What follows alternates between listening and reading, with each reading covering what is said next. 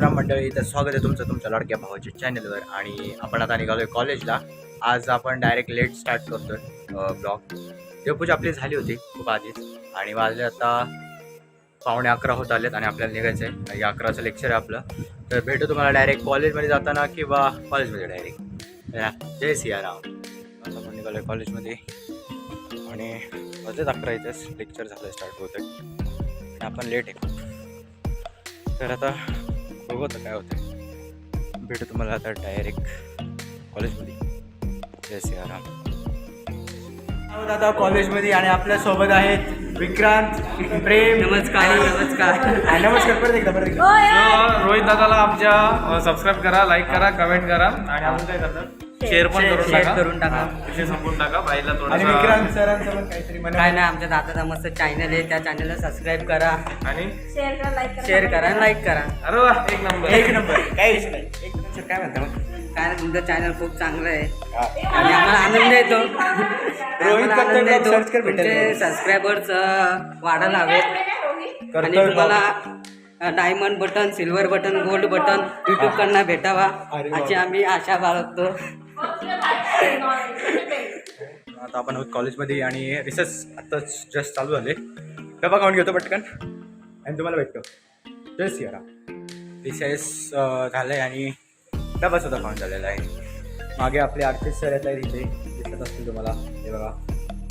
आणि आज आपलं आहे प्रेझेंटेशन एका सब्जेक्टचं, सॉफ्टवेअर इंजिनिअरिंगचं. आज शूट करशील का आर्टिस्ट आपल्याला? चला भेटू तुम्हाला डायरेक्ट प्रेझेंटेशनला जाताना. जय सियाराम. मित्रांनो, आता आपण निघालो आहोत प्रेझेंटेशनसाठी लॅबमध्ये. आपले राज सर पण येत आहेत आपल्यासोबत.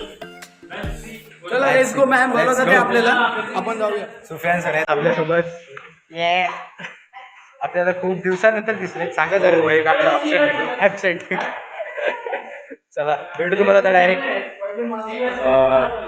प्रेझेंटेशनमध्ये.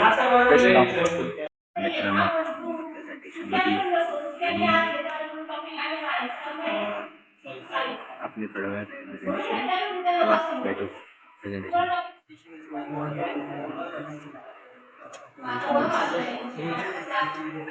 प्रेझेंटेशन चालू आहे आणि आम्ही मध्येच चोरून शूट करतो. महेशने एकदम भारी प्रेझेंटेशन दिलं. एकदम भारी प्रेझेंटेशन दिलं. एकदम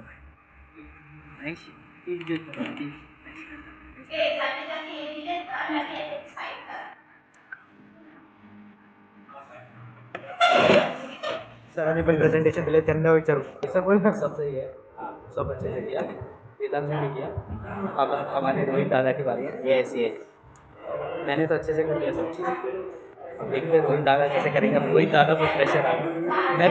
मैं तो अच्छा ही हूँ पहले से, क्या मालूम कैसे तो मैं अच्छा निकल जाता हूँ. रोहित आपण आडजोड काम करे. हर बार रोहित से रिकॉर्ड तोड़ता है, इस बार तोड़ेगा कि नहीं तोड़ेगा. मैं हमेशा सेकंड पे आ जाता हूँ. देखते हैं. बघू काही विषय नाही. Roll number is 8527 and our topic is software requirement specification. Let's dive into our topic. Next slide. These are the key points or what do you say? The themes of our presentation. So we are going to discuss about these points. First is introduction to software requirement specification. SR is a software requirement specification. Is vital for software development. It defines what the software needs to do and what it need to be performed, what it need to perform any other time. So basically this means that whatever the software the developer is using, तर याचं main काम असतं की म्हणजे आपण जे काय बनवतोय, जे काय आपण सॉफ्टवेअर काय जे काय ऍप्लिकेशन जे बनवतोय ते नक्की युजरला किती आवडते आणि त्याचे रिक्वायरमेंट काय काय आहेत ते सर्व मॅनेज करायचं काम किंवा ते सर्व गोष्टी नियंत्रण करण्याचं काम सॉफ्टवेअर रिक्वायरमेंट स्पेसिफिकेशन. पुढे then importance of software requirement specification, effective communication. Let's understand this topic, this point. तर जेव्हा आपण कम्युनिकेट करतो एकमेकांसोबत तर आपल्याला सर्व रिक्वायरमेंट्स आपल्याला जाणून घेतले पाहिजे की नक्की आपल्याला नक्की काय पाहिजे त्या सॉफ्टवेअरला बिल्ड करताना. आणि जर एक हेल्दी कम्युनिकेशन असलं तर आपल्याला सर्व गोष्टी कळतील आणि सगळ्या रिक्वायरमेंट्स फुलफिल होतील. त्यानंतर आहे रिस्क मिटिगेशन. रिस्क मिटिगेशनमध्ये जे येणारे रिस्क आहे ते कॅल्क्युलेट केले जातात, त्यांना अँटिसिपेट केले जातात आणि त्यानंतर मग त्यांना आपण कसं अवॉइड करू शकतो आपल्या पुढे येणाऱ्या सॉफ्टवेअरमध्ये किंवा आपल्या ॲप्लिकेशनमध्ये ते त्याचं काम रिस्क मिटिगेशन. त्यानंतर क्वालिटी अशुरन्स, आपण जर एक स्टँडर्ड सेट केला की आपल्याला ह्या क्वालिटीचा ह्या फंक्शनलिटीचा एक आपल्याला ॲप्लिकेशन पाहिजे, वेबसाईट पाहिजे, ते काय असेल ते प्रोजेक्ट, तर आपण मग ते फुलफिल करण्यासाठी आपण व्यवस्थित त्यावरती वर्क करू शकतो आणि ते आपण परफॉर्म करू शकतो, व्यवस्थित कम्प्लीट करू शकतो. Next slide. की components of software requirement specification and document.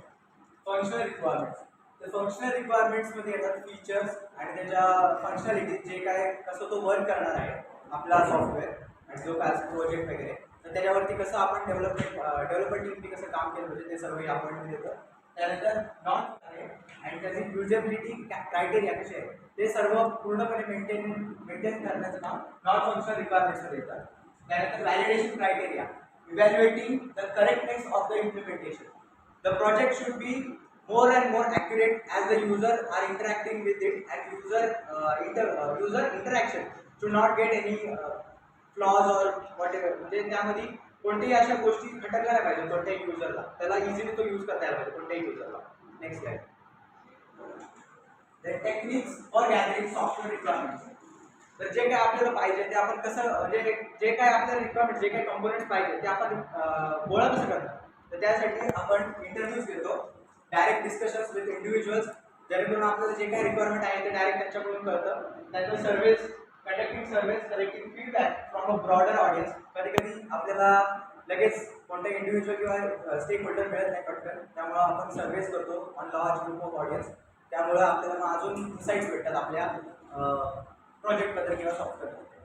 त्यानंतर प्रोटोटायपिंग, जसं की काही जणांनी एक्सप्लेन केलं की आपण एक मॉडेल बनवू शकतो आणि व्हिज्युअल एक रिप्रेझेंटेशन करू शकतो आपल्या प्रोजेक्टसाठी, जेणेकरून ज्यांना कोडिंग येत नाही किंवा ज्यांना समजत नाही आपल्या जे काही डेव्हलपमेंट प्रोसेस आहे, त्यांना मग आपण मॉडेल थ्रू सर्व एक्सप्लेन करू शकतो, from communication, planning, development model. And best practices for documenting software requirements. Clarity, म्हणजे जे कोणी डेव्हलपर्स आहेत किंवा जे कोणी स्टेक होल्डर्स आहेत त्यांच्यामध्ये एक अशी क्लॅरिटी असली पाहिजे, लँग्वेज त्यांच्यामध्ये लँग्वेज कोणतेही बॅरियर असलं पाहिजे, त्यांना सगळ्या गोष्टी कळल्या पाहिजेत व्यवस्थितपणे, जेणेकरून आपल्याला ते इझिली कोणताही आपण सॉफ्टवेअर जो बनवतो ते आपल्याला इझिली तो बनवता येईल आणि कोणतेही त्यात एरर्स किंवा काय बोलतो ते मिसअंडरस्टँडिंग होणार. त्यानंतर कन्सिस्टन्सी, एक युनिफॉर्म फॉर्मॅट असलं पाहिजे, म्हणजे कोणाला डाऊट येणार नाही. काय बोलत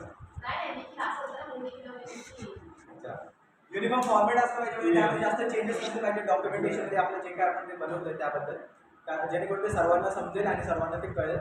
त्यानंतर मॅनेजेबिलिटी, जो काही आपण जे डॉक्युमेंट्स बनवतोय ते व्यवस्थित हँडल करता यायला पाहिजे, त्यामुळे त्याचे मॉड्युलर स्ट्रक्चर ते वेल ऑर्गनाइज असले पाहिजे. त्यानंतर फोर्थ इज ट्रेसेबिलिटी, जे काय आपले रिक्वायरमेंट्स आहेत ते व्यवस्थित आपल्याला की म्हणजे व्यवस्थित आपल्याला कळलं पाहिजे की कोणत्या फेजला आपल्याला कोणती रिक्वायरमेंट आहे आणि ती कशी आपण फुलफिल करायची, ते सर्व गोष्टी ट्रेसेबिलिटीमध्ये. Next point, challenges and common pitfalls in software requirement specification. तर याच्यामध्ये ते चॅलेंजेस जेणेकरून कधी कधी आपला प्रोजेक्ट फेल होऊ शकतो. तर त्यामध्ये फर्स्ट पॉईंट आहे अनक्लिअर रिक्वायरमेंट्स. जर आपल्याला कळलंच नाही की रिक्वायरमेंट्स नक्की काय आहेत आपल्या सॉफ्टवेअरसाठी, तर आपलं प्रोजेक्ट फेल व्हायचे चान्सेस जास्त असतात. तर तेच आपण एक्सप्लेन केलं आहे. त्यानंतर स्कोप फ्री, म्हणजे कधी कधी अपेक्षा खूप वाढतात क्लायंट्सकडून डेव्हलपर्सकडे आणि त्या कधी कधी फुलफिल नाही झाल्या, तर मग तिथेही आपला प्रोजेक्ट फेल होऊ शकतो. ते एक पिटफॉल आहे. देन स्टेक होल्डर मिसकम्युनिकेशन, जर आपण त्यांच्यासोबत हेल्दी कम्युनिकेशन ठेवलं नाही, त्यातलं जे काय पाहिजे ते आपण नीट जर आपल्या डेव्हलपर टीमसोबत किंवा आपली बाकीचे डिझाईन टीम आहे किंवा बाकीची टीम आहे त्याच्यासोबत जर नीट आपण डिस्कस नाही केलं तर ते आपल्याला भारी पडू शकतं आपल्या प्रोजेक्ट. नेक्स्ट नंतर case studies for successful software requirement specification. तर सर्वात पहिले इनिशियल प्लॅनिंग, आपल्याला नक्की काय काय करायचं ते सर्व प्लॅन केलं असलं पाहिजे जेणेकरून आपल्याला पुढे काही अडथळा येणार नाही. त्यानंतर development phase, efficient implementation of documented requirements.